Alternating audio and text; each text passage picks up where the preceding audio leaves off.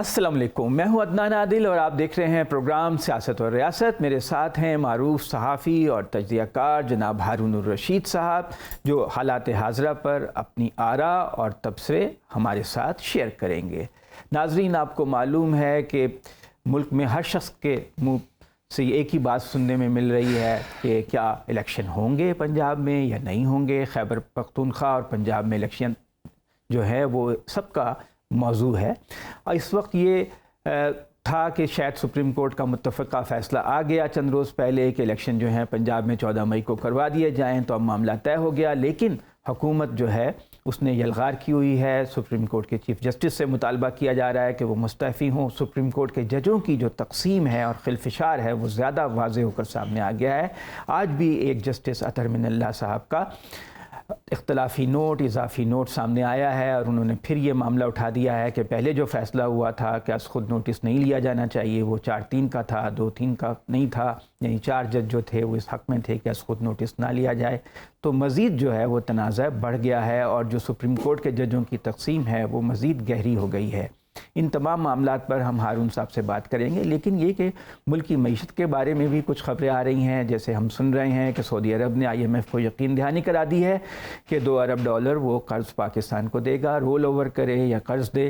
تو اب امید ہے کہ IMF جو ہے اپنا پروگرام بحال کر لے گا اور پاکستان کا زر مبادلہ کا جو بحران ہے وہ کسی حد تک دور ہو جائے گا۔ لیکن ایک بری خبر یہ ہے کہ بارشوں کی وجہ سے، بے وقت بارشوں کی وجہ سے گندم کی فصل خراب ہونے کا خدشہ ہے، جبکہ کپاس کی فصل جو ہے اس سال پہلے ہی بہت خراب ہوئی ہے۔ صرف 49 لاکھ گاٹیں ہوئی ہیں، جبکہ پاکستان کو 1.5 کروڑ گانٹھوں کی ضرورت ہوتی ہے ہماری انڈسٹری کو۔ تو بڑے پیمانے پہ ہمیں کپاس باہر سے درآمد کرنی پڑے گی۔ اور ایک بری خبر یہ بھی ہے کہ اب جو خریف کی بوائی ہو رہی ہے، جو اس وقت فصلیں بوئی جائیں گی جیسے کپاس کی، تو اس کے لیے پانی کم ہے۔ 37% ارسا کے مطابق پانی کم ہے۔ شروع میں 27% کمی ہوگی سندھ اور پنجاب کے شیئر میں، بعد میں 10%۔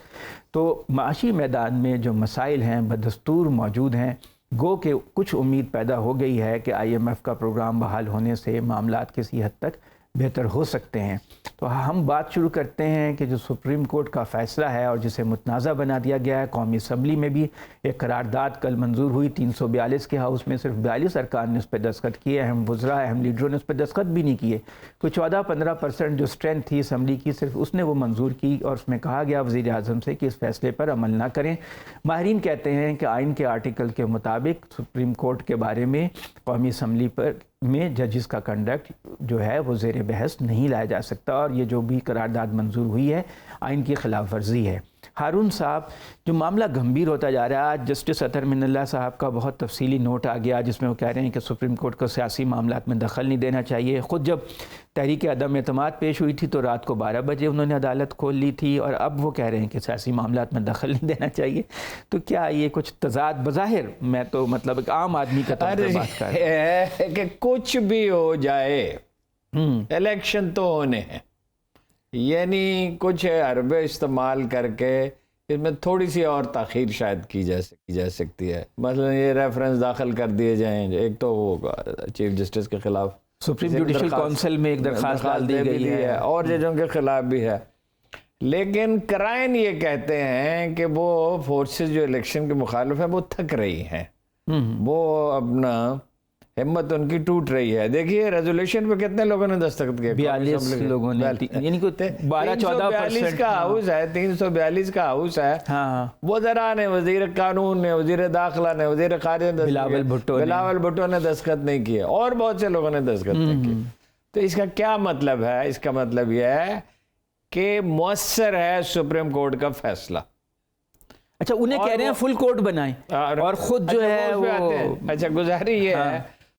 دوسری طرف جو سروے ہے، ایک پتن نے سروے کیا ہے، وہ کیا صرف 2 صوبوں کا ہے۔ اچھا، تو اس میں 83% سپورٹ ہے عمران خان کی۔ خیبر پختونخوا میں تو ہے 52% ان کی، اور نیئرسٹ ان کے نون لیگ اور ANP ہیں، وہ 9% ہیں، اور 8% ہے جمعیت علماء اسلام جو یہ خواب دیکھ رہے تھے کہ ہم حکومت بنائیں گے۔ تو یہ تینوں مل کے بھی 27% بنتے ہیں، وہ 52% ہے۔ اس کا مطلب 90% سیٹیں وہ جیت لیں گے وہاں سے۔ اور پنجاب میں جو ہے، جو ایک دوسرا سروے IRIS کا، کہ وہ 40% ہے اپنا پی ٹی آئی اور 19% ہے 16% ساری نون لیگ. اس کا مطلب اور سپورٹ کم ہو رہی, 19% تھی جو وہ اپنا وہ کم ہو گئی, تو 3/4 اکثریت یہاں حاصل کر سکتے ہیں. سب سے زیادہ حیرت انگیز سندھ کا ہے سروے, وہی آئی آئی ایس کا کمیونیکیشنز, 26% پی ٹی آئی اور 30% پیپلز پارٹی. گیپ کم ہو گیا ہے, اتنا گیپ کم ہو گیا ہے کہ میٹ ہو سکتا ہے. اگر عمران خان 9% جو ہیں وہ اپنا ایم کیو ایم کے, اور 9% جو ہیں وہ پی ڈی ایم اس کے ہیں, پی ڈی اے کے, پیر پگارا صاحب کے قیادت میں جو ہے, ہاں پی ایم ایل فنکشنل جو ہے اس کے ہیں. اچھا, تو اس کا مطلب یہ ہے کہ وہ فورسز تو اپنا ان کے ساتھ پیپلز پارٹی کے ساتھ تو وہ اپنا فنکشنل لیگ تو بالکل نہیں جا سکتے, اس کا سوال ہی پیدا نہیں ہوتا. اور ایم کیو ایم کے بارے میں بھی چودھری صاحب تو بڑے پر امید ہیں, چودھری پرویز الہی صاحب, کہ بھائی ان کے ساتھ معاملہ ہو سکتا ہے. لیکن پی ٹی آئی والے بڑے مخالف ہیں ایم کیو ایم کے, وہ نہیں, کراچی کے لوگ بہت مخالف ہیں. پی ٹی آئی کراچی جو ہے وہ ایم کیو ایم کو قبول کرنے کے لیے تیار نہیں ہے, لیکن یہ کہ سیاسی ضرورتیں بعض اوقات ایسے حالات. بہرحال سندھ میں پیپلز پارٹی کی حکومت کا قائم ہونا اب یقینی نہیں رہا, اور یہ جو جس طرف صورتحال جا رہی ہے وہ الیکشن کی طرف جا رہی ہے. فائنلی یہی مشاہد حسین نے بھی کہا آج بہت زوردار طریقے سے کہ بھائی آپ مودی سے مذاکرات کر سکتے ہو, عمران خان سے کیوں نہیں کر سکتے, یہ لڑائی جھگڑا بند کریں, اور میں چین سے یہ وہ ہم دکھا بھی دیں گے ان کی تقریر کا کچھ حصہ, وہ تو بڑی اہم تقریر ہے, جب وہ کوئی کلپ موجود ہو تو ذرا میں پروڈیوسر صاحب سے کہتا ہوں کہ ہمیں بتا دیں تو ہم وہ سنوا بھی دیں گے. اچھا, تو صورت حال یہ جسٹس صاحب کا, تو اس پہ تو بڑی حیرت, اتنی حیرت ہوئی کہ کم واقعات پہ اتنی حیرت ہوئی ہو. ایک طرف وہ کہتے ہیں کہ سیاسی معاملات میں اس کا سو موٹو نوٹس نہیں لینا چاہیے تھا, سارے پوائنٹ ان کے دیکھ لیں. ہارون صاحب پہلے مشاہد صاحب کا سن لیں کے لیے, مشاہد صاحب کیا کہہ رہے ہیں ذرا سنوائیے گا, آج انہوں نے تقریر کی ہے. اور اب بھی میں سمجھتا ہوں کہ let's not get involved in unnecessary battles because a fight against institutions is unwinnable. Whether we fight the military establishment, انہوں نے ریلائز کر لیا, or whether we fight the Supreme Court, یہ نہیں ہے. And we should follow the constitution also. And also I think اس وقت ضرورت ہے, ہم مودی کو تو آفر کر رہے ہیں ڈائلاگ, مودی کو ہم نے کہا dialogue, why don't we have dialogue with among ourselves? دہشت گردوں سے ہم بات کرنے کو بھی تیار ہیں. Let's talk with the opposition also, جو پی ٹی آئی ہے ان سے بات کریں, دوسری پارٹیز بھی بات کریں, and set the rules of the game so that elections are held, follow the constitution and the elections are held on schedule, اور اس میں کوئی ہو نہ ہو, اور یہ بھی سبق سیکھیں اپنا. جی ہارون صاحب بالکل واضح ہے. اچھا دیکھیے, یہ آگے جا کے انہوں نے یہ کہا کہ چینی حکومت کو تشویش ہے, اور وہ یہ چینی حکومت یہ کہہ رہی ہے کہ اس کی خواہش ہے کہ آپس میں لڑائیاں بند کریں. وہی بات انہوں نے کہی کہ بھئی یہ لڑائیاں بند کریں, الیکشن وقت پہ ہونے چاہیے. مفتاح اسماعیل نے کہا الیکشن وقت پہ ہونے چاہیے. ٹھیک ہے, اور یہ ریفرنس سے دائر کرنے کی جو تیاری کر رہے ہیں سپریم کورٹ کے خلاف, جو محاذ بنا رہے ہیں, تو وہ شاید خاقان عباسی نے اس کی مخالفت کر دی ہے. بابر ایوان صاحب بھی ہمارے ساتھ ہیں بیرسٹر, تو ہم ان سے بات. بابر صاحب یہ کیا ہو رہا ہے, یہ تو پہلے قومی اسمبلی میں ایک قرارداد منظور کر لی گئی, اور آج جسٹس اطہر من اللہ صاحب کا ایک نوٹ آ گیا, اور اب وہ کہہ رہے ہیں کہ چیف جسٹس مستعفی ہوں. تو یہ معاملہ کدھر جا رہا ہے؟ کیا یہ ریویو پٹیشن میں جائیں گے اور پھر فل کورٹ بنانے کا مطالبہ کریں گے؟ اس سے تو یہی لگتا ہے, ظاہر ہوتا ہے. تھینک یو ہارون رشید صاحب اور عدنان عادل صاحب. پہلی بات یہ ہے کہ یہ 3 علیحدہ سوال ہیں. جی. پہلا سوال یہ ہے کہ جو کچھ کیا پارلیمنٹ نے وہ کیا ہے. اس پہ میرا شارٹ تبصرہ یہ ہے کہ آئین کے آرٹیکل 68 کی موجودگی میں اس قرارداد کی جو 342 کے ایوان میں سے 131 جو ڈیلی الاؤنس لینے والی حاضریاں تھیں, 42 لوگوں نے اس قرارداد کو پیش کیا, تو یہ تو 50 سے بھی کم تھے, اور 171 جو ہے وہ سمپل میجورٹی ہوتی ہے. اس کی اتنی اوقات ہے جتنی اوقات حمزہ شہباز نے فلیٹیز ہوٹل میں اپنے آپ کو ایک اجلاس منعقد کروا کے وزیر اعلیٰ منتخب کروایا تھا. نمبر 1. دوسرا, آپ نے کہا کہ جو سپریم کورٹ کے حوالے سے جسٹس اطہر من اللہ صاحب کا جو نوٹ ہے, جی, دیٹ از ویری امپورٹنٹ. اس کے 2 حصے ہیں جن کا میں ذکر کرنا چاہتا ہوں. پہلا اس کا حصہ یہ ہے کہ اطہر من اللہ صاحب نے کہا ہے کہ جو عمران خان کی حکومت ہٹانے کے حوالے سے عدم اعتماد کے دوران سو موٹو نوٹس لیا تھا وہ غلط تھا. یہ چیز اتنی امپورٹنٹ ہے جتنی کوئی اور چیز امپورٹنٹ ہے، اس لیے کہ آج جس بینچ نے فیصلہ دیا یہ وہی بینچ ہے جس نے عمران خان کے خلاف فیصلہ دیا. وہی شہباز شریف اس کے سامنے کھڑا تھا، ترلے کر رہا تھا، دعائیاں دے رہا تھا کہ خدا کا واسطہ ہے آپ نے جمہوریت اور آئین کو بچانے کے لیے فوری طور پہ اسمبلی بحال کریں. انہوں نے کہا آپ تو اقلیت میں اسمبلی بحال کریں تو آپ کو کیا ملے گا. شہباز شریف نے کہا کہ مجھے خدمت کا موقع ملے گا، یعنی پلان پورا تھا پہلے سے، اور ساتھ ہی یہ کہا کہ میں 6 مہینے میں ملک کی تقدیر بدل دوں گا. اور پیچھے ایک اور نوجوان لڑکا بھی کھڑا تھا جس کی مسکراہٹ اسی بینچ کو بڑی پسند آئی، اور وہ سارا میں ریکارڈ کی بات کر رہا ہوں اس لیے کہ میں اس وقت گورنمنٹ کا وہاں پہ وکیل تھا جو آؤٹ گوئنگ گورنمنٹ تھی اس وقت موجود تھی. تیسرا جو اس کا حوالہ ہے وہ بڑا امپورٹنٹ ہے، وہ یہ ہے کہ جو جسٹس صاحب نے کہا ہے کہ آپ سیاست کو کیوں سپریم کورٹ میں لاتے ہیں. ان کا جو نوٹ ہے وہ ایک انٹرنل نوٹ ہے، اس کا جو باہر آنا ہے وہ روٹین کی بات ہے. انہوں نے اپنا ایک موقف ہے اس کا اپنے طریقے سے اظہار کیا ہے. اب اس کے ساتھ اگر آپ دیکھیں ان کا جو پتھ اینڈ سبسٹنس، جس کو انگلش میں لا کی زبان میں کہتے ہیں ریشو ڈسنٹ ڈائی، کہ اس کا مقصد کیا ہے اس نوٹ کا کہ سیاست میں ملوث سپریم کورٹ کو نہ کیا جائے. تو یہ جو انڈر 60 2 خواتین ہیں سیاست میں، انہوں نے فوری طور پہ اس کے اوپر نعرے مارنے شروع کر دیا اور مطالبہ شروع کر دیا کہ فوری طور پہ یہ چیف جسٹس جو ہیں وہ استعفیٰ دے دیں. تو یہ اگر فرمائشی پروگرام چلنا شروع ہو جائے تو پھر ادارے کیسے چلیں گے، اور کس طرح سے جو بھی بینچ بنے گا اس کے اوپر کسی نہ کسی کو کسی نہ کسی قسم کا اعتراض ہو سکتا ہے. جتنے ججز ابھی تک بیٹھ چکے ہیں اس معاملے میں، اتنے پاکستان کی تاریخ میں شاید ہی کسی الیکشن تنازع میں بیٹھے ہوں. مثلاً ان کی فرمائش پہ پہلے 9 ججز کا بینچ بنایا گیا تھا، اس میں سے 2 ایک وجہ دے کے، دوسرے فاضل جج صاحبان 2 دوسری وجہ دے کے نکل گئے. پیچھے 5 جو ججز رہ گئے، ان میں سے پھر 3 اور 2 کا یہ فیصلہ آیا. جو 2 جو تھے انہوں نے پھر اپنا آپ ریکیوز کر لیا. جب آپ بینچ کا حصہ نہیں رہے تو اس کے بعد آپ جو مرضی کہیں یا جو مرضی بولیں، وہ ظاہر ہے یہ بینچ کی رائے نہیں ہوگی اور فیصلے کا وہ حصہ نہیں ہوگا. وہ جس طرح انہوں نے کچھ نوٹ پہلے بھی فیصلے کے اندر لکھے. پھر یہ فیصلہ ابھی نہیں ہوا، یہ فیصلہ پہلے ہو گیا تھا جس پہ صدر کو ہدایت کی گئی تھی کہ آپ انتخابات کی تاریخ دیں. انہوں نے تاریخ دی، الیکشن کمیشن نے انکاری ہو گیا. آخری بات جو اس پہ میں کہنا چاہتا ہوں وہ یہ ہے کہ اس وقت جو سپریم کورٹ ہے، سپریم کورٹ کے اندر جو ایک ججمنٹ ابھی پچھلے ہفتے آئی تھی 2 جج صاحبان نے دی تھی، اس سے اختلاف کیا جسٹس شاہد بعید صاحب نے. ایک دوسرے یہ ہے کہ ایک جو چیف جسٹس ہیں وہ اس بینچ میں موجود نہیں تھے، میں جس کا بھی ذکر کرنے لگا ہوں. 2 اور 6 ججز نے بیٹھ کے پچھلے جو 2 ججز تھے ان کا جو آرڈر تھا اس کو انڈو کیا. جو سپریم کورٹ کے رولز کے مطابق لارجر بینچ ہی انڈو کر سکتا ہے، اگر ایک بیٹھتا یا 2 بیٹھتے جج صاحبان تو وہ نہیں کر سکتے تھے. تو یہ 8 ججز جو ہیں ان کا ایک موقف ہے، باقیوں کا کوئی دوسرا موقف ہے. موقف رکھنے میں کوئی حرج نہیں ہے، لیکن اس کو پولیٹیسائز جس طریقے سے کیا جا رہا ہے اس طریقے سے تاثر یہ ملتا ہے کہ پاکستان میں اس وقت سپریم کورٹ پہ دوسری دفعہ وہ حملہ ہے جو 1997 میں ہوا تھا. تو کیا ایسی کوئی صورت ہے کہ حکومت اس فیصلے کے خلاف ریویو میں چلی جائے اور پھر یہ مطالبہ کرے کہ فل کورٹ بیٹھے یا لارجر بینچ بیٹھے؟ کیا اس کی پاسبلٹی آپ کو لگتی ہے؟ کیونکہ حکومت تو بالکل تیار نہیں لگ رہی ہے الیکشن کی طرف جانے میں.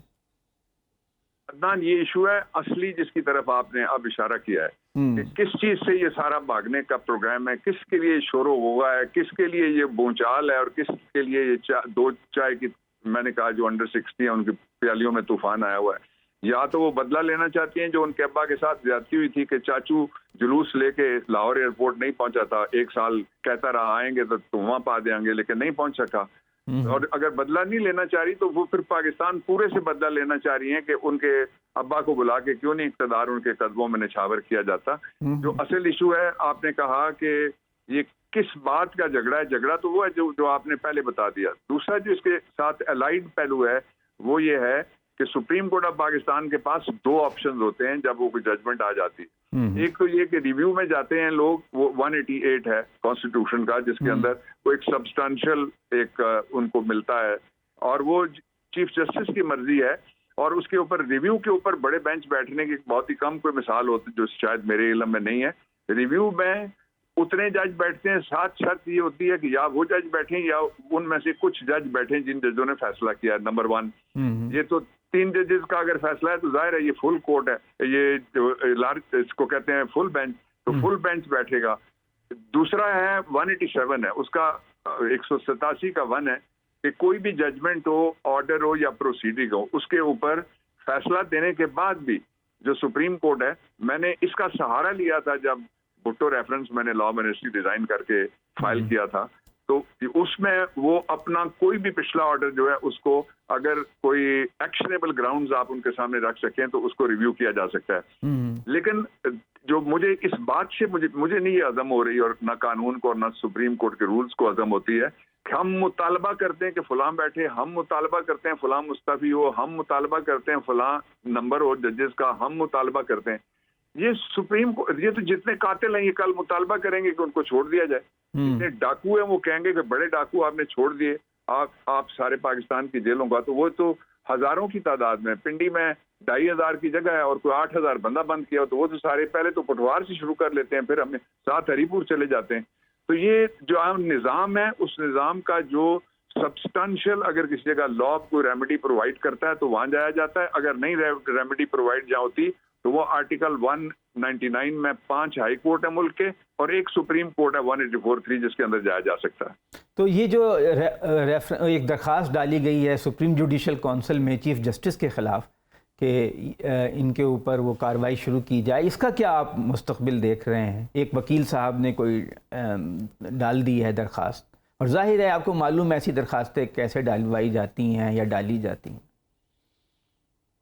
देखें, इस वक्त मुहिब्बे वतन मैजिस्ट्रेट हैं जो इमरान खान को गद्दार कराने वाले पर्चे करवा रहे हैं। इस वक्त मुहिब्बे वतन शहरी हैं जो चीफ जस्टिस को फारिग करने के मुतालबे कर रहे हैं। इस वक्त कुछ और मुहिब्बे वतन शोबे भी हैं जिनमें एक हुब्बुल वतनी का बहुत ज़बरदस्त किस्म का एक तूफान आया हुआ है इस हुकूमत की वजह से। असल बात यह है कि इस वक्त जो मेरे पास फिगर्स हैं वो कोई 300 के करीब दरखास्तें मुख्तलिफ जजेस, मुख्तलिफ अदालतों और मुख्तलिफ हवालों से जो इधर उधर से आई हुई हैं, उनमें से किसी की जांच पड़ताल नहीं हो रही। उस दरखास्तों में से मैं 2 का आपके सामने जिक्र कर देता हूँ।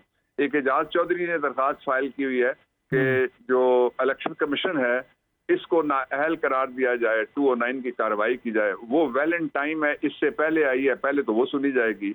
उससे पहले एक और फाइल की हुई है दरखास्त किसी ने, वो ये है कि एक साहब सिंध हुकूमत की नौकरी करते हैं और साथ fair, free, transparent in accordance with law election और गार्डिंग अगेंस्ट करप्ट प्रैक्टिसेस की जिम्मेदारी वो इलेक्शन कमीशन में वहां से तनख्वाह लेते हैं, दूसरी तनख्वाह यहाँ से लेते हैं। तो ये तो जाहिर है एक ऑर्डर ऑफ प्रेसिडेंट होता है। सुप्रीम कोर्ट ऑफ पाकिस्तान में इस वक्त जो केसेस लग रहे हैं, अभी मैं मर्दान के केस में बेंच 1 मैंने परसों किया है, तो वो जो पिछला जो वर्किंग डे था उसके ऊपर मैंने जो वहां मैंने देखा कि वो केसेस वो लग रहे हैं जो आज से तकरीबन 4 साल और 3 साल पहले वाले हैं। तो वहां भी अगर कोई हियरिंग होनी है तो वो फौरी तौर पे तो कोई नहीं ऑटोमेटिक कोई ऐसा सिस्टम कि इस दरखास्त को ऊपर रख लिया जाए और बाकी दरखास्तें नीचे रख लीजिए। आई सी नो फ्यूचर ऑफ दिस, इसलिए कि अब तकरीबन सब्सटेंशियली स्पीकिंग 5 माह से कुछ रोज ज्यादा हैं जो रह गए हैं मौजूदा चीफ जस्टिस। उसके बाद जो चीफ जस्टिस साहब आएंगे, मुझसे अगर आप पूछते हैं दिल की बात तो मैं आपको बता देता हूँ। बताएं।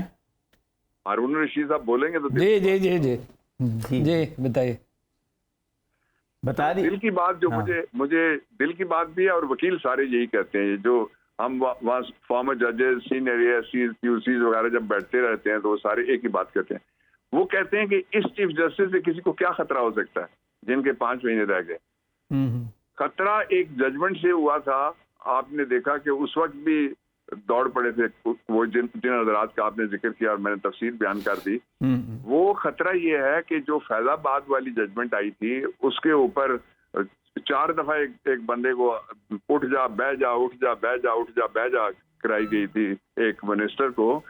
तो उनसे खतरा है कि वो अगर उनके दौर में जिस तरह से 184(3) का अब इख्तियार है, अगर तब इख्तियार हुआ तो जाहिर है वो तो बड़ा बेलाग किस्म का उन्होंने पहले भी जजमेंट दिया हुआ है, तो वो तो अपने जजमेंट पे इम्प्लीमेंटेशन शुरू कर दें तो फिर क्या होगा। कोई और ऐसी जजमेंट दे दें फिर क्या होगा। कोई और ऐसा स्लो मोटो ले लें तो फिर क्या होगा। ये आज के दिन का बंदोबस्त नहीं है। یہ آنے والی نسلوں کے لیے بندوبست ہے. جس طرح منی لانڈرنگ والے کر رہے تھے, اب انہیں کے پاس اقتدار اور اختیار آ گیا, اب وہ اس کو اس طرح سے استعمال کریں گے. بہت شکریہ بابر اعوان صاحب, آپ نے بہت تفصیل سے جو قانونات تھے ان کی وضاحت کی. اور ہارون صاحب کافی واضح انہوں نے کر دیا معاملہ کہ یہ جو نوٹ آیا ہے جسٹس اطہر من اللہ صاحب کا, اس کی کیا اہمیت ہے اور کیا اس کی قانونی پوزیشن کیا ہے. بڑی حیرت انگیز ان کی پوزیشن ہے جی, یعنی اس وقت جاری کرنے کی کیا ضرورت تھی, ٹائمنگ کے اوپر ہے اس کا. اب آپ دیکھیے نیشنل سیکورٹی کونسل کا اجلاس ہو رہا تھا اور وہ کہتے ہیں کہ سیاسی معاملات میں مداخلت نہیں کرنی چاہیے, مگر یہ بھی کہتے ہیں کہ پنجاب اسمبلی کی اسمبلیاں کیوں توڑی گئیں, اور یہ بھی کہتے ہیں کہ اس وقت بھی سو موٹو کیا وہ آئین کے مطابق توڑی گئی. اب یہ تو وزیر اعلیٰ کا اختیار ہے آئین کے تحت. اچھا, اس کی بات پڑھے لکھے دانا بینا آدمی لوگ لوٹے ہو رہے تھے, وہ اپنا جی, تو وہ سمجھتے ہیں اس کی پولیٹیکل امپلیکیشن کو. اچھا, باقی یہ میں آپ سے عرض کرتا رہا ہوں کہ اسٹیبلشمنٹ ایک خاص حد سے آگے نہیں جائے گی. آج نیشنل سیکورٹی کونسل کا جو اعلامیہ جاری کیا, خبریں اخبارات میں جو بھی چھپے, جی اصل چیز وہ اعلامیہ ہے جو جاری کیا گیا ہے, جو ظاہر ہے اپنا لیڈرشپ کی پولیٹیکل سوچ بچار کے بعد اور ISPR کے ذریعے غالباً جاری ہوا ہوگا. تو وہ دہشت گردی کے خلاف ہے اجلاس, اور بڑا اس میں ایک واضح سٹینڈ ہے, اور اس میں واضح سٹینڈ ہے, اور اس میں ایک بڑی اہم بات ہے جو ہم اتنے دنوں سے کہہ رہے تھے کہ باجوہ صاحب نے بڑی غلطی کی اس وقت کہ بھائی ان لوگوں کو آنے دے دیا, TTP کے لوگوں کو بغیر سوچے سمجھے, کوئی پلاننگ نہیں کی, اور وہ اسلحے سمیت آ گئے, اور انہوں نے اب تو اس وقت قبائلی علاقے میں وہ بتا لے رہے ہیں, صرف وزیرستان میں نہیں, ہر جگہ پر اس سے لا تعلقی کا اعلان کر دیا ہے. بلکہ یہ ہے کہ اس کو ایک طرح سے پالیسی شفٹ ہو گئی, مسترد کر دیا, پالیسی یکسر شفٹ ہوگی. اس میں یہ ہے کہ پورے عزم کے ساتھ, پوری یکسوئی کے ساتھ دہشت گردی کے خلاف کارروائی کی جائے گی, اور یہ بہت ہی مستحسن فیصلہ ہے. اس کے اور حصے بھی اہم ہیں, لیکن یہ بہت مستحسن فیصلہ ہے. تو اصل توجہ وہ اس پر ہے. الیکشن کے لیے PTM کی کوئی زیادہ مدد اسٹیبلشمنٹ کو مدد کرتی مجھے تو نظر آتی نہیں ہے. صورتحال میں تبدیلی آ رہی ہے. ایک وقفہ لیتے ہیں ناظرین, اس کے بعد جاری رکھیں گے. جی ہارون صاحب یہ مطالبہ کر رہے ہیں کہ چیف جسٹس صاحب مستعفی ہو جائیں. مریم نواز نے بھی کیا, حکومت کی وزیر اطلاعات ہیں مریم اورنگزیب, انہوں نے بھی کیا, کہا کہ سپریم کورٹ میں بغاوت کا تاثر ہے. وہ اس کے لیے ایک اردو میں محاورہ ہے, کھسیانی بلی کھمبا نوچے. فیصلہ ہو چکا اور نافذ بھی ہو چکا. 11 اکتوبر تک جسٹس صاحب کو, کیا نام ہے ان کا, جسٹس صاحب کو اطلاع دینی ہے وزارت خزانہ نے کہ امپلیمنٹ ہو رہا ہے. اکتوبر نہیں, سوری 11 اپریل کو, 14 مئی کو تو. اور اگر وہ نہیں ہوگا تو توہین عدالت کی کارروائی شروع ہو جائے گی, اور وزیر اعظم اس کی زد میں ہوں گے. شاید اسی لیے اٹیک کر رہے ہیں, تاکہ اسی لیے اٹیک کر رہے ہیں نا کہ توہین عدالت نہ کر کیوں ہو. ایک جج جو ہمیشہ نیک نام رہا بطور ہائی کورٹ کے جج کے, بطور ہائی کورٹ کے چیف, لاہور ہائی کورٹ کے چیف جسٹس کے, بطور سپریم کورٹ کے چیف جسٹس کے, وہ کس لیے مستعفی ہو جائے؟ کوئی بھی کسی سے مطالبہ کر سکتا ہے. اور ایک فیصلہ تو ان کا عمران خان کے خلاف گیا, وہ جو جس سے بڑی تبدیلی آئی, ان لوگوں کو اقتدار ملا, تو انہی جج صاحب نے کیا تھا. اب مریم کا کہنا ہے کہ انہوں نے عمران خان کی حمایت میں آئین کی خلاف ورزی کی, چیف جسٹس صاحب نے. یہ مریم نواز کا کہنا ہے. یہ تو ایک فریق کی رائے کی کیا حیثیت ہوتی ہے, وہ فریق بھی متاثرہ فریق, حالانکہ ان کی پارٹی کو اقتدار ملا ان کی وجہ سے, فیصلے کی وجہ سے. تو اس کی کوئی اہمیت نہیں ہے. یہ ریٹارک ہے کہ ہمارے ملک میں ہر چیز متنازع, سپریم کورٹ کو بھی متنازع, پارلیمان میں بھی. اور اگر آپ سپریم کورٹ کو منہدم کر دیں گے اور ایسے نیک نام چیف جسٹس صاحب کے خلاف کارروائی کریں گے, تو باقی کیا رہے گا؟ باقی آئین کی واضح تحریر کے 90 روز میں الیکشن ہو, اس کی کوئی اہمیت, اس کی اہمیت نہیں. چیف جسٹس کے فیصلے کی اہمیت. آپ دیکھ لیں یہ کس طرح کے لطیفے ہو رہے ہیں. یہ ایک عجیب اس کا مزاحیہ پہلو ہے. مجسٹریٹ صاحب اتوار کو اپنے دفتر میں بیٹھے ہیں اپنے عملے سمیت. اتوار کو کیا کر رہے ہیں؟ 19 مارچ کیا کر رہے تھے اتوار کو؟ کہہ رہے ہیں ٹی وی پہ دیکھا ہے عمران خان نے, اور دفتر میں بیٹھے تھے تو بیٹھے ٹی وی دیکھ رہے تھے. اگر اتوار کے دن اگر مجسٹریٹ جا سکتا, بولتا میں نے تو نہیں دیکھا کسی مجسٹریٹ کو اتوار کے دن, لیکن تو کوئی ہنگامی صورتحال میں جا سکتا ہے. اس وقت بیٹھا وہ ٹی وی تھوڑی دیکھ رہا ہوتا ہے. ہاں، اور اس کا سٹاف تو نہیں موجود ہوتا. وہ سٹاف اس لیے کہ اس سے گواہی دلوائی جا سکے.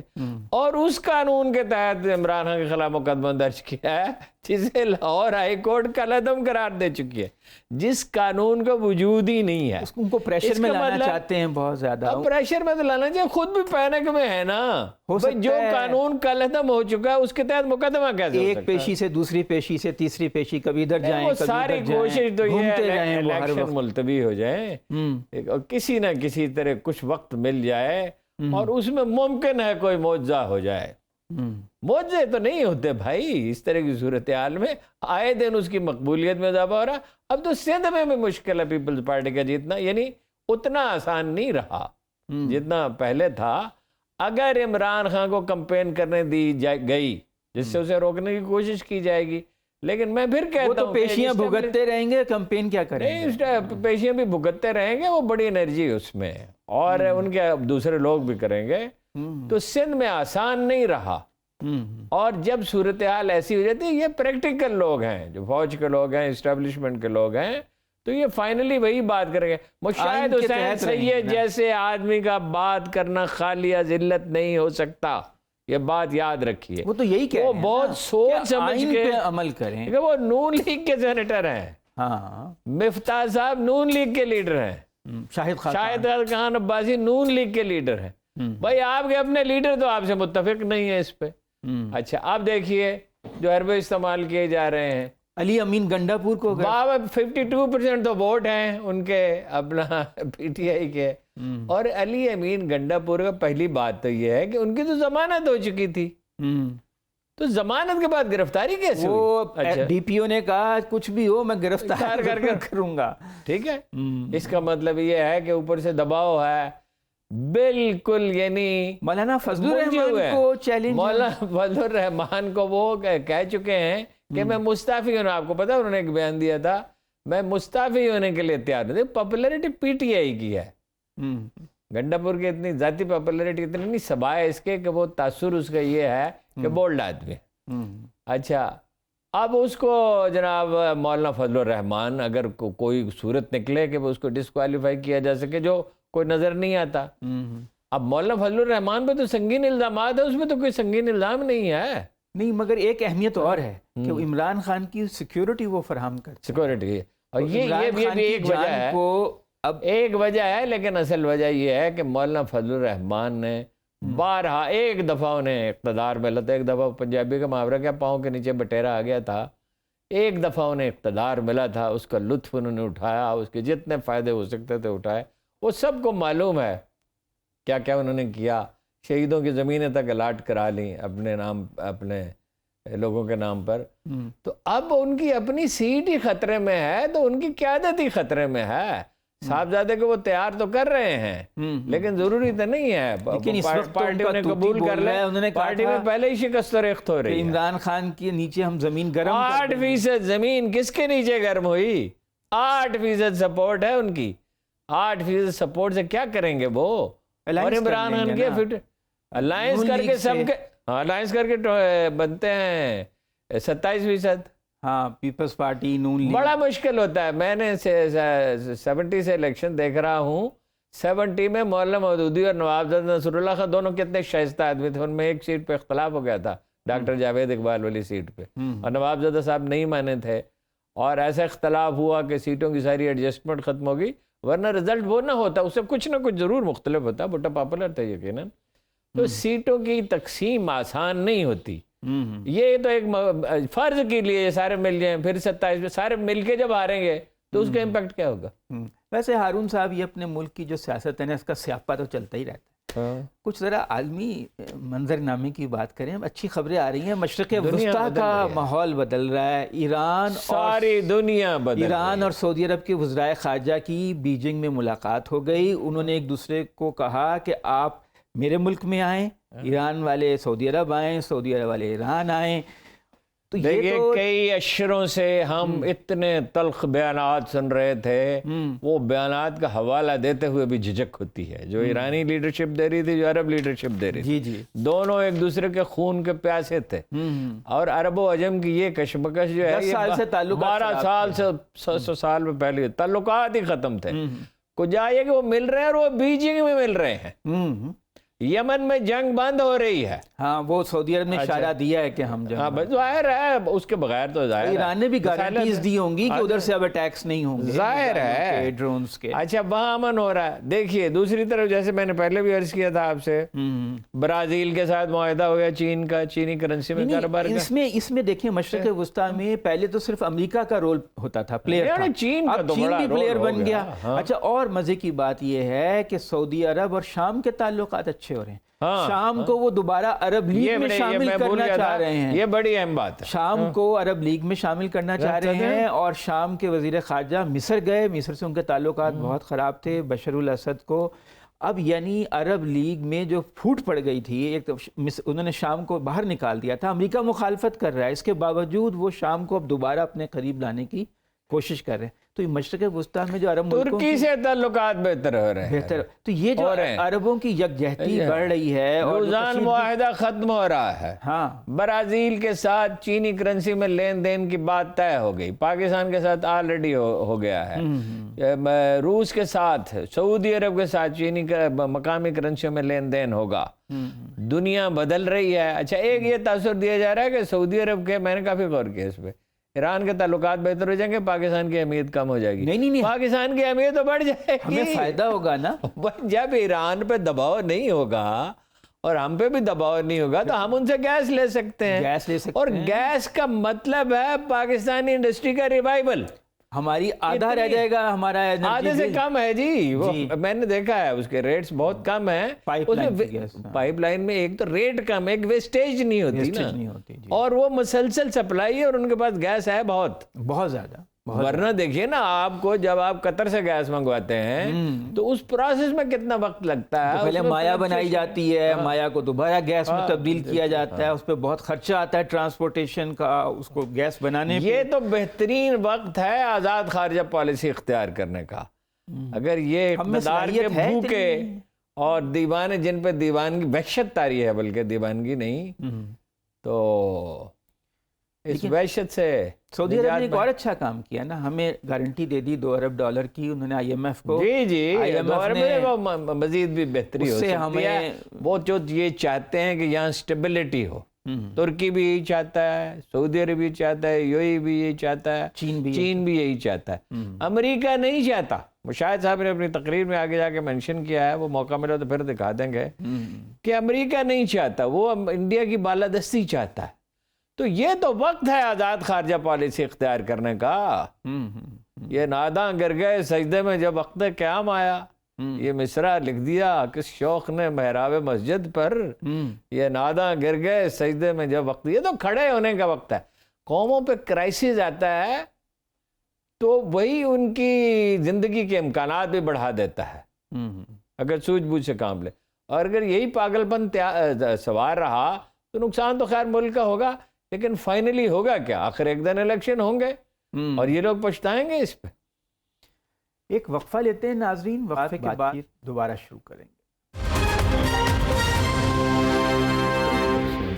ہارون صاحب کچھ آپ ٹکٹوں کی تقسیم پہ کہہ رہے تھے. بس وہ صرف اتنی بات عرض کرنی ہے, پی ٹی آئی کی ایک کمزوری رہی ہے کہ ٹکٹوں کی تقسیم میں میرٹ کا بعض اوقات خیال نہیں رکھا جاتا, پوری تحقیق نہیں کی جاتی, سفارش نہیں کی جاتی, کام لیا جاتا, سروے نہیں کیے جاتے. 3 کانسٹیچوئنسی سے پارٹی کے ورکر جو ہیں بار بار میسیجز بھیج رہے ہیں. ایک طارق محمود صاحب PP 119 گوجرا سے, کہ وہاں سروے ہوئے ہیں کہ 63% پارٹی کے حامی جو ہیں انہیں ٹکٹ دینے کے حق میں ہیں. ایک شیخ فیصل ایوب صاحب کا PP 64 گجرانوالہ کا, کہ وہ ان کے حق میں لوگ کہہ رہے ہیں کہ ان کے جیتنے کے بہت امکان ہیں, چیمبر کے پریزیڈنٹ بھی ہیں, اور یہ پہلی دفعہ ہے. چیمبر ظاہر ہے گجرانوالہ میں چیمبر بہت مؤثر ہے. ایک اعجاز حسین صاحب ہیں PP 111 میں, اس کے بارے میں پارٹی کے ورکر بہت زور دے کے کہہ رہے ہیں کہ پارٹی کے ساتھ ان کی وفاداری مشکوک ہے, اور پارٹی کے مخالفین سے ان کے رابطے. نام لے کے بھی انہوں نے کہا, میں نام نہیں لے رہا, اور کئی واقعات بھی بیان کیے. حد درجہ احتیاط کرنی ہوگی. ہمیشہ سیٹیں کم ہو جاتی ہیں پی ٹی آئی کی ٹکٹوں کی تقسیم میں عدم احتیاط سے. خان صاحب کو اور ان کے ساتھیوں کو اس کا خیال رکھنا چاہیے. ہارون صاحب آج ایک اور بڑا واقعہ ہوا بلوچستان میں ابھی اس میں کہ ایک بڑے دہشت گرد کو پکڑ لیا گیا, گلزار شامبے. ہمارے ساتھ ہمارے دفاعی تجزیہ کار بریگیڈیئر وقار حسن صاحب موجود ہیں، ان سے پوچھتے ہیں کہ اس کی کیا اہمیت ہے وقار صاحب، یہ جو دہشت گرد پکڑا گیا ہے بلوچستان میں؟ جی عدنان بھائی، میری طرف سے سلام ہارون صاحب کو بھی. یہ آئی تھنک بہت بڑا بریک تھرو ہے، اور اگر میری ناقص رائے آپ لیں تو کلبھوشن یادو کے بعد آئی تھنک یہ سب سے بڑی سکسیس ہے انٹیلیجنس ایجنسی. گلدار امام کی جو گرفتاری ہے، جی ایگزیکٹلی، گلدار امام شامل. جی جی. تو اس میں ایک تو یہ بلوچ نیشنل آرمی کو ہیڈ کر رہا تھا، اور اس نے پھر بیچ میں یہ انٹرلوکیٹر تھا، ایک براس آرگنائزیشن بنی تھی بلوچ راج جوئی سانگت، جس میں 3-4 جو سب نیسسٹ نیٹ ورکس ہیں ان کو کمبائن کیا تھا را نے. تو یہ ان کا ایک تو یہ کہ لنچ پن تھا، اور میرے خیال میں کلبھوشن یادو کے بعد یہ آئی تھنک سب سے بڑی گرفتاری ہے ٹیررسٹ نیٹ ورکس کی. اور یہ مارا نہیں گیا بلکہ پکڑا گیا ہے، تو اس سے ہمیں بہت کچھ معلومات ملیں گی. ایگزیکٹلی، ابھی یہی اس کی آئی تھنک، اور اس میں آئی تھنک ابھی probably is going to cooperate. جو بھی خبریں آ رہی ہیں کہ جو نیٹ ورک تھا اس کو انت کرنے میں کافی مدد ملے گی. اور اس میں سب سے بڑی بات یہ ہے کہ اس پہ بھی تقریباً 1 سال لگا. جو ایفرٹ تھی اس میں جیو فینسنگ کی گئی، اسی طریقے سے اس میں ڈرونز کا استعمال ہے، اس کے اندر آپ کہہ لیں کہ کچھ لوگ پینیٹریٹ کیے گئے سسٹم کے اندر جو ساتھ پھرتے رہے بڑی مشکل سے، بیکاز یہ بڑا آئی وڈ سے ڈسکریٹلی کرتا تھا. اور یہ آپ کہہ لیں کہ اچھا بیچ میں یہ افغان ویزے پہ انڈیا بھی گیا ہے. یہ تقریباً 2017-18 میں اس کا انڈیا کے وزٹس بھی ہیں، اور اس طریقے سے موو کرتا تھا. تو I think this is a big success, اور انٹیلیجنس ایجنسیز مبارکباد کی مستحق ہیں کہ انہوں نے اس کو پکڑا ہے.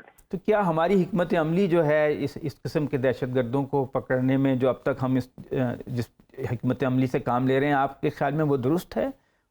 جی ابھی حکمت عملی کی 2-3 سٹریمز ہیں. ایک تو آپ کہہ لیں کہ ملٹری سٹریم ہے انٹیلیجنس کی، جس میں آپ let's say intelligence base operation کرتے ہیں اور نیٹ ورکس کو پکڑتے ہیں. لیکن اس کے ساتھ ساتھ ایک پولیٹیکل سٹریم ہے جس کے اندر آپ نے انگیج کرنا ہے، اور اس پہ آئی تھنک ایفرٹ ہو رہی ہے. پہلے جو ہے گورنمنٹ آف بلوچستان بھی انوالوڈ ہے، اور فیڈرل گورنمنٹ بھی، جس میں جو بلوچ ناراض ہمارے ہیں لیٹس سے لوگ ملیٹنٹس ہیں ان کو انگیج کیا جا رہا ہے. اور تیسری ڈیولپمنٹ کی ہے جو سب سے زیادہ ضروری ہے کہ جب آپ سوشل اکنامک ڈیولپمنٹ کریں گے، جب بلوچ اسٹوڈنٹس اور یوتھ جو ہے اسی لیول پہ آئے گا جیسا پنجاب یا سندھ یا کے پی کے لوگ ہیں، تو یہ چیزیں آہستہ آہستہ جو ہے اس میں سبسائڈ کر جائیں گی. ابھی گوادر انسٹیٹیوٹ آف ٹیکنالوجی بنا، اس طرح بہت سارے کیڈٹ کالجز بنائے گئے ہیں، میڈیکل کالجز بن رہے ہیں. تو اس میں مین اسٹریمنگ جتنی جلدی ہو جائے، اور CPEC I think CPEC کی کامیابی بھی اس میں کافی مددگار ہوگی کہ جیسے جیسے یہ ڈیولپمنٹ ہوتی ہے تو ملیٹنسی کم ہوگی. لیکن اس طرح آئی تھنک بہت ساری مزید انفارمیشن آئے گی، اور ان نیٹ ورکس کو تباہ کرنے میں کافی آسانی ہوگی. بہت شکریہ وقار صاحب آپ کے ٹائم کا. ناظرین، ایک بڑی کامیابی ہماری سیکیورٹی ایجنسیز کی کہ ایک دہشت گرد کو زندہ گرفتار کر لیا. یقیناً اس سے ان کے نیٹ ورک کو توڑنے میں مدد ملے گی، اور امید ہے بلوچستان کے حالات جو ہیں وہ بتدریج اچھے ہوں گے، اور وہاں کے لوگوں کو روزگار ملے گا، سوشل اکنامک ڈیولپمنٹ ہوگی. اس پہ بھی ساتھ ساتھ کام چل رہا ہے. آج کے پروگرام کا وقت ختم ہوا. کل 8:03 پہ اپنے شو سیاست اور ریاست کے ساتھ دوبارہ حاضر ہوں گے. خدا حافظ.